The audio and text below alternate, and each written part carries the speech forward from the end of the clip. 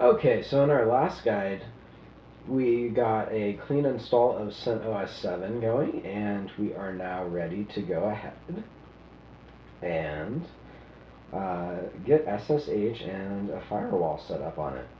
So we're going to start out here. I'm back in the terminal window with my VPS provider. This is just a window open in Firefox that provides console access to the server. So it kind of acts like a monitor, a keyboard, and a mouse. And we chose disk encryption when we were installing CentOS 7, so I'm going to go ahead now and enter the disk encryption password that we generated using APG. There we go, shows that it's booting up now. And we are greeted with our login screen there. And what we can actually do now is we can go ahead and switch over to using SSH to log in.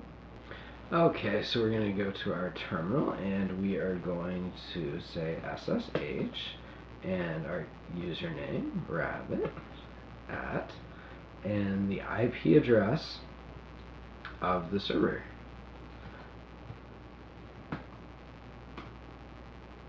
And it's going to go ahead and ask us if we trust the fingerprint of the remote machine. So this is just a way to verify the identity of the different machines, so you make sure that you're connecting to the same server through SSH each time, right? It prevents man-in-the-middle attacks and things like that, so we're going to say yes. It's added it to the list of known hosts, and now it wants our password, so we can go ahead and paste that in there. Okay, so we are logged into the server now. So I'm actually going to go ahead and X out of this console window there. And going back to our guide, the first thing we need to kind of figure out is how to get root access. So root access on a Linux server provides you basically the ability to do anything that you need to. You can change file ownership and permissions. You can access any directory, write any file on the entire system. So root access, is basically like complete control of the system. Typically, we disable, root access, or at least logging in, using SSH as root as an extra measure of security. So you have to go ahead and figure out how to use your administrator user. Remember, we added our user rabbit to the administrator group in the last video. You have to use that user, with extra privileges. On Linux, that's sudo, the sudo command, or what we're going to do here is we're going to use the sudo I command. So we're going to go back up over here, type sudo I into our SSH terminal. That's going to give us complete access to whatever we need to do to start setting up our system. Put in our password again. And now we can go ahead and update the software. So we'll get that updating there. And while we're doing that, I'm going to go over and go back to our guide. And kind of once I get, things set up, one of the first things I like to do is install or get some IP table rules set up. So IP tables is the firewall system in Linux, and I've got a default set of rules that I use over on my Git. So this is the link to download that, and it's going to just save that into our home directory. So we'll go back over to our SSH session. It's asking our permission to install updates. We'll go ahead and accept that. Good to keep things up to date. Let that run.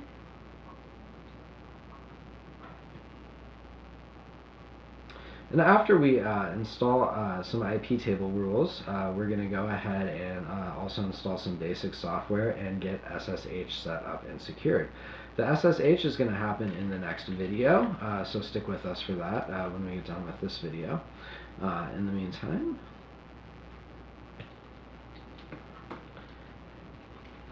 it's asking about updating the key, so I accepted that.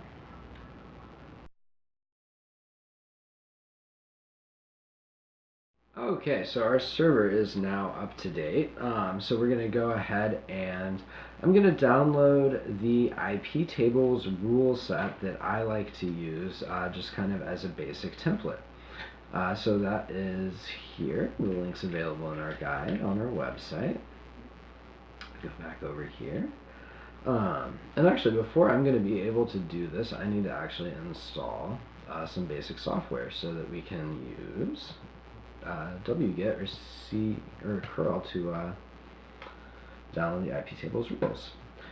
I'm going to delete out the sudo command there because I used sudo I, so I don't actually need that. So Vim is just a text editor. I'm going to use it throughout this guide. You're welcome to use any text editor you want. Linux usually comes with VI, and various other text editors installed by default. rsync is a file transfer program that can transfer files through SSH that we're going to use here in a little bit to upload our SSH key. tmux is a terminal multiplexer. I'm actually using it here. It's the green bar down in the bottom of this terminal window, so it lets me do things like create different windows, and manage different terminal windows easily. htop is going to let us check the system resource use. wget and curl will let us download files through HTTP or HTTPS, and the EPEL release just lets us install some extra packages, which I might decide to do down the line. So I'm going to install those. While those install, I'm going to go back over here, and I am going to make sure that I have the URL and command to download the firewall rules from my Git. So I'm going to paste that in there. And for me, I want to make sure that I'm using the right directory. So I'm going to save this in home rabbit. And then save the file as iptables.sh. The -o option here with wget specifies the output file. The reason I didn't use the tilde there is because the tilde is used to denote the current user's directory. Because I'm using sudo I, I'm actually logged in as root right now. You can see it says root over there on the left side of the terminal window. So because of that, I want to make sure that these rules actually get saved in my user's home directory, and my user is rabbit.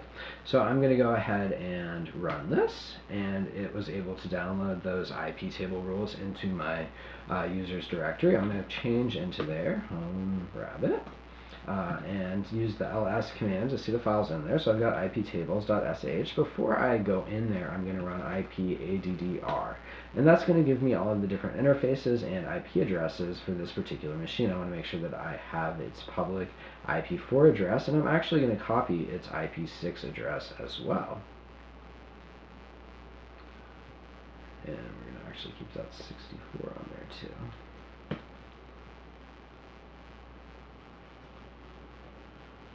And so our internet connection on this machine is ETH0. Our intranet connection is ETH1.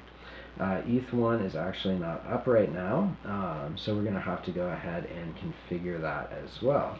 To do that, we're going to go into the etc.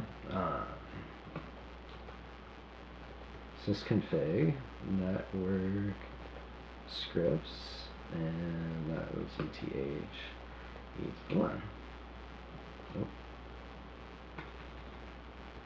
Actually, that is IFCG ETH1. So in here, we're going to be able to enable this. We want this to actually be enabled every time that the system boots up.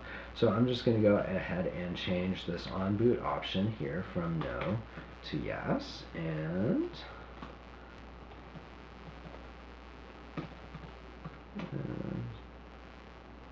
restart the network there, IP address, and you can see under ETH1 that it's got our IP address that our VPS hosting provider assigned us. So we're going to copy that down as well. So we've got all of our different connections, ETH1, ETH0, the IP addresses associated with them, and I'm going to go into the iptables file that I downloaded, and I am just going to go ahead and add in these IP addresses. This file, I've gone ahead and hashed out the VPN section there. I use a VPN to SSH in and access like our Ripple servers and do other things, on our own private intranet. Installing a VPN server is beyond the scope of this guide, though, so we're not going to worry about it for now. We've just got some default rules here. It starts out the IP tables flush, IP6 tables flush. Those just get rid of any existing rules in the IP tables chain so that we start fresh, we don't have conflicts. The input, output, and forward drop rules automatically set everything to deny, so all incoming, outgoing, or forwarded internet connections are dropped unless they meet specific rules defined below. You can see there's IP tables rules and IP6 tables rules. Those, of course, correspond to IP4 and IP6 addresses and interfaces. So we allow loopback traffic and have some rules preventing external traffic from using the loopback interface. We're going to allow all established and related incoming connections. Essentially using a stateful firewall, you have new established and related connections. The rules that we're going to define below determine what new connections are allowed, and once a new connection is already established, then established and related connections are allowed. So I'm going to allow ICMP and ICMP6 by default there. And then there's some rules to block particular types of malformed packets. We're going to allow SSH on port 22 TCP and the RippleD protocol on port 51235 TCP, both of those to make incoming connections. You don't have to allow incoming connections for RippleD to work, you just have to allow outgoing, but that way other servers can access our RippleD node and sync with our node. We're going to also allow outgoing connections from our server to RippleD, again on port 51235 TCP. And we're also going to have an IP6 rule for that as well. And I'm just going to set up an IP6 rule here.